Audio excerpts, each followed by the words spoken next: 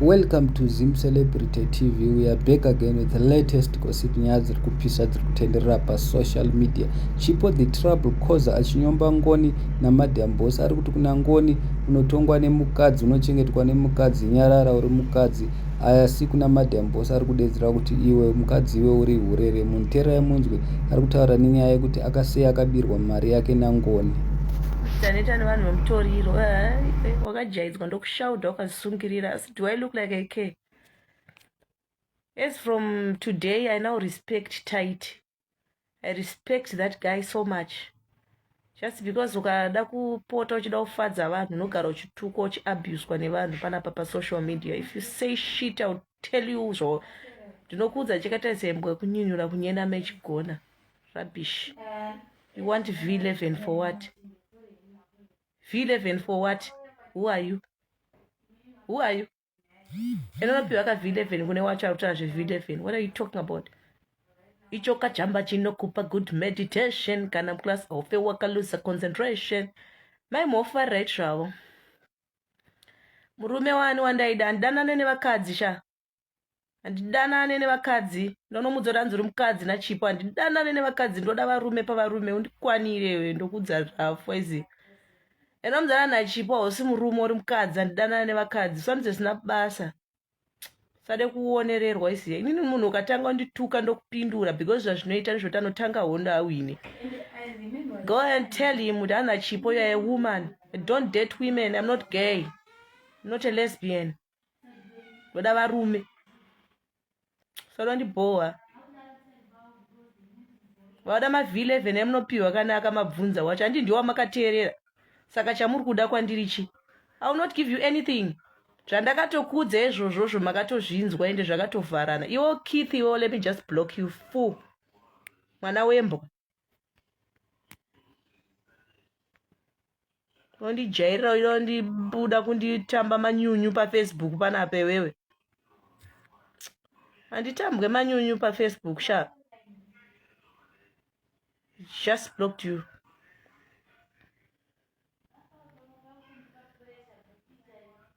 Hi, how are you my love? How are you doing? Aiwa, inini ndakazongozvitaurira ngoti anenge andituka ndomutuka back.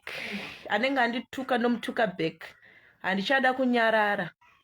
Anenge andituka ndomutuka back. Andina kana V11 yandombounza. Chandakataura ndochokwadi. Kana vachiziva kuti vakaclear everything. Facebook Maria inobhadhara aibvise payout and everything and they removed everything. So what are you talking about? You think I'm a fool? Ndinongotanga ngotaura kuti ningi munhu wandisinei naye. Ndinochivei chamunotaura tanzi unochiva murume wemunhu. Inga vanofamba vachitaura kuti ivo ndo vanochengeta murume. Saka ndingade murume anochengetwa eka ndotodowa nemari undikwanire kwawana nguva rubbish. Hanza unodza paseni manox here. Aya, vanhu vekukomboni muriko here uko. Komboni are you there? Guys, kakwandafamba kundafamba zvakanaka but vanditarisira page rangu because vanga vachiti isusu tinenge tine umbo hwekuti zvekuti ukochinyarara ndezvekupenga. I respect Taiti. That's why muri kuona Taiti is now the biggest because akaona kuti akada kutedzera vanhu ka anodzokera kumusha. Saka inini ndichatomboita iyoyo maiketa. Andituka ndomutuka ende ndikakutuka unozvisungirira. Make sure kuti ukandituka ndokutuka but ukataura neni zvakanaka ndotaura newe zvakanaka. Mind how you speak to me because ndiri kutoda chekukwata basi sina maiziya. So havatarisa page mapayouts hanzi kana uchinge uchisirwa mari. Yes mama Rasta. Isi muningi wangu uri sei. Ndakakuona nezuro uchimira uchipopota. Thank you but andifarire kuti upinde mustate iyoyo uchirwa hondo dzangu. Hondo dzangu inini ndinorwiwa naMwari plus ndakuda kupota nchirwa ndega. Usanetsane nevanhu nekuda kwangu inini. Ndakanzwa mumwe achinda kutuma. No. I don't do that. Andi muromo ndinawo. Saka zvese zvakakliwa. That's why wangu achimira achiti tipe proof. Ngaine proof anoputa mbanje. Yeye akazodai. Aya, nezvakawanda sirek zvekutaura but ndinosarudza kunyarara. Maiziya. Para zviro ndakapusa inini. Iwo pavaindona ndichiputa mbanje wangu vari kupi ende vaite. Vada kutonga paFacebook, vanokwanisa kupatonga bada vatonge Mwari. Maiketa. ende handivakwate ende ndichabudisa zvese maiziya. Ndanga ndichimbonyarara but izvezvi zvandichatomboda ndikutoda zveshotre ipapo. Ngavandisungisezve. Ngavandisungise ko ndini ndatanga kusungwa here koivo zvivari kutaura nezvangu zvavangu vachitaura kuti hanzi ndinoputa mbanje he ndiri kukomboni. Ko ivo vakakurira mutaundi vari kuitei neupenyu hwavo? What is he doing? It's not a secret ka yekuti zvoni kana ndabirwa ndonzi nyarara because ivo they are popular. What is that? What is that? Because they are popular, they are well known, because vanogona kutaura ini vakataura ndakapusa. You took advantage of that. Ndikuposta mapeji yangu ese vanhu pote muchiziva mukanzwa munhu auya live kamoteerera kuti munhu ari kuti kudii. Ndaisafanira kutenge ndichitoposta pese pepe pandaiposta but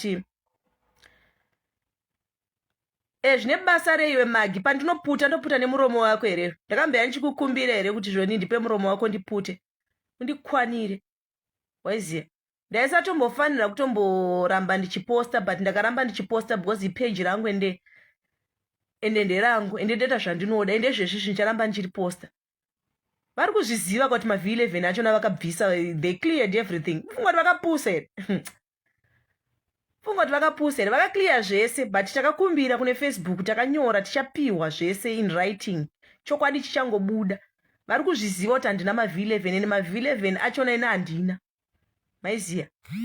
Ende chandinovanyeperera chii? Ndovavengere chii chandovavengera inini? Ndovaziya here kana kwavanobva ini. Handitomboziva kana kwavanobva ini handina kana chekuti ndotombovavengera but the fact yekuti vanenge vakutaura background yanga vakundituka kwandakabva inini. It's not fair. Muupenyu tinosikwa zvakasiyana, kune vanowana kune vanoshaya. Kushaya haisi mhosva zvokuti ungabva watonditukira kuti arohwa nenhamo ye anenge akarohwa nemadrugs. Vane musi vakambonditengera here vakandisungira chamba chacho.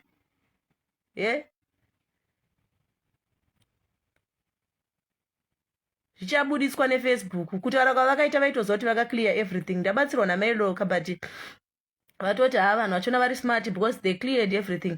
Even mari dzedze dzataiona dziya pasisina chiri kuoneka, everything papayout hapana kana chiripo because vakangwara. But Facebook manje inotibatsira because Facebook unoziva munhu anorana Facebook achona anenge ari more intelligent, saka achatibatsira. Zvinogona kutora hazvo nguva but I'm sure achatibatsira. Kune vakangowanda vakutaura kuti chipo sei wairamba uchiposta papeji pako iwe uchiziva kuti pane munhu ari kudya mari. Aiwa, inini ndasingatoziva kuti pane mari iri kupinda. Ndaitofunga kuti pape pandakataura nyaya yangu pape zvakatongovharana zvikatongoita peji ratongooma maoko mangu hapana mari iri kupinda. It was only 3 months later pandakatanga kupiwa mari. 3 months ago, sorry chirungu charamba kubuda. 3 months ago pandakapiwa mari, pandakatanga kupiwa mari ndo pandakatanga kufunga kuti kosei ndikupiwa mari iri kubva kupi. Handitika then last week but one iyo ndo munhu wacho paakazotaura. Namba dzake ndinadzo munhu iyeyo. Ndine phone number dzake ndinadzo. So mba ndamufonera ndobva handiti aiwa mhofu ndovanga vakandiisa.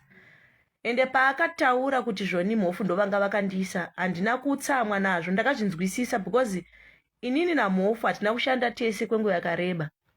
Takashanda tese for 2 weeks I think. Ende pakatanga kubuda nyaya ndakabva ndavabvisa saadmin. Saka ndaka-understanda kuti maybe vanga vatoisa madetails avo pandakazovabvisa saadmin vakazoshaya access yekuti vabvise madetails avo. Ndaitarisira kuti ivo vachangotaurawo seizvozvo ende zvinhu zvinonzwisisika because ndini ndakavarimuvha papage saadmin. Saka vaigona kutadza kuzobvisa munhu vakaisa madetails emari. Rather than kuti vanonakura nyoka mhenyu votonditi ndinonyepa inini handaputa mbanje ndotanga kunyepa. Handitombofa ndakada kuvanyepera kana kuvadonhedza. Handitombode. I've got nothing to lose. Ndikavataura handina zvandinombofa ndakawana. And I've got no reason yekuti ndivanyepere. Ndinovavengerei chandinovavengera. Vanotaura kuti ndinovada ndinovadi.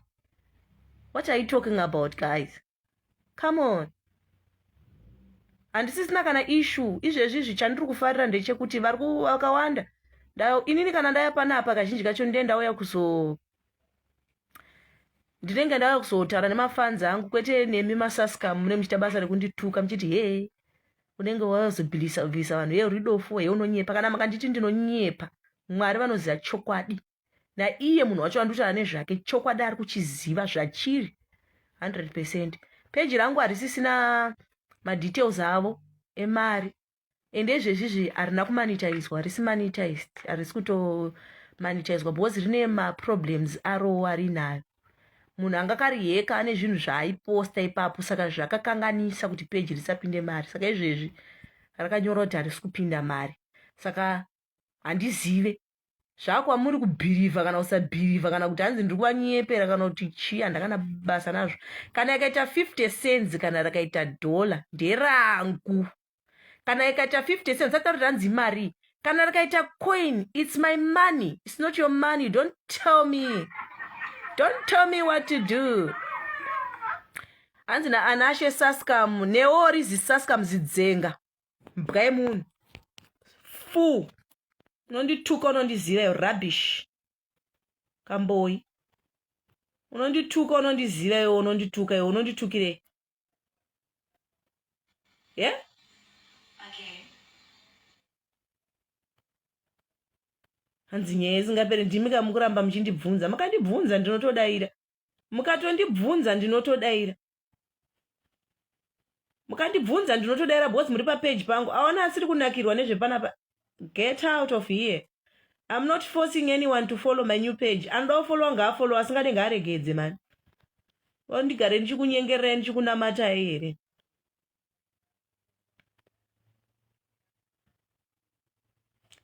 Anyway, how are you guys? How was your day? Chipo ukapa vanhu UK number. Nyaya yako inobva yaita easy. Zvinoreve ichi hanzi kamboyi fu woo hanzi don't entertain vanotuka. Kana vatumwa kweyozondituka kani ndinongovatukawo bheki. Hanzi kushata kweyo wakanaka uri kuitei nazvo, kweyo wakanaka uri kuitei nazvo. Kana wakandibira kasaka muda kuti nditi chimukwane. Hanzi mari yacho ishoma, chirekaita shoma nditi ndeyangu here, amunyari here kuda kutondirwa manyunyu, amunyari handitomboziva kuti imarini kuti yavakaba yacho. Hamendo vakaberera kuti vakatora, saka handizoziva. Musandiconfuse brain ende musandise mazwi mumukanwa.